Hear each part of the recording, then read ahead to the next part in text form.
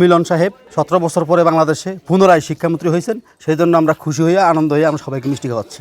আমাদের প্রথম থেকে প্রত্যাশা ছিল আমরা যদি এহসানুল হক মিলনকে ধানের শীষ দেয় আল্লাহর রহমতে খালেদা জিয়া, তাহলে আমরাও পাশ করাবো এবং মিলন ভাই পূর্ণমন্ত্রী হবে, আবার বাংলাদেশের চমক দেখাবে। সেই চমকের আজকে তার প্রতিফলন শুরু হলো, দেখা যাবে কি করা যায় আমাদের মিলন ভাই। আমরা চাই নকল মুক্ত বাংলাদেশ, কচুয়ার মানুষ সুশিক্ষায় শিক্ষিত হোক, কচুয়া না শুধু সারা বাংলাদেশের মানুষ সুশিক্ষায় শিক্ষিত হোক।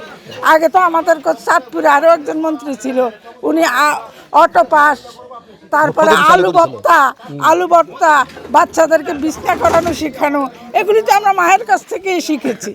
কিন্তু আমাদের মিলন ভাই সে জাতের লোক না, উনি হলেন কচুয়ার প্রাণ এবং কচুয়ার গণমানুষের নেতা। বারবার জন্ম হয় না এই লোকের, উনি একমাত্র লোক যিনি সারা বাংলাদেশের শিক্ষা ব্যবস্থার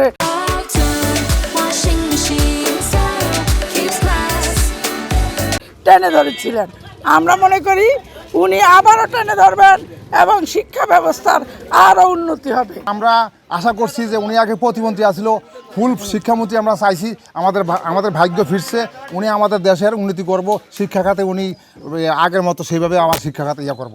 বহুদিন পরে একটা সুষ্ঠু সুন্দর নির্বাচনে অংশগ্রহণ করতে পেরেছে, সেই জন্য তারা আন্তরিকভাবে সন্তুষ্টির ভিত্তিতে দেশ পরিচালনা করার জন্য, বিশেষ করে একটা দেশের শিক্ষা ব্যবস্থাকে যদি উন্নত করা হয় তাহলে দেশ উন্নত হয়ে যায়। সেই হিসাবে আমাদের আগে ছিল এই বাংলাদেশের বিশেষ করে শিক্ষা প্রতিমন্ত্রী ছিলেন আনম এহসানুল হক মিলন, বর্তমানে তিনি পূর্ণমন্ত্রী হয়েছেন। সেই জন্য আমরা আন্তরিকভাবে ওনাকে ধন্যবাদ জানাই বা বাংলাদেশের বর্তমান সরকারকেও ধন্যবাদ জানাই যে শিক্ষা ব্যবস্থাকে তিনি ঢেলে সাজাবেন। আরও বিশেষ হলো দেশের কর্মব্যবস্থা যদি সুন্দর হয়, শিক্ষার মাধ্যমে যদি কর্মমুখী শিক্ষার উপরে বেশি জোর দেওয়া হয়, তাহলে অবশ্যই দেশ একটা সুশীতল পরিবেশে অবস্থান করবে, দেশ উন্নয়নের দিকে এগিয়ে যাবে।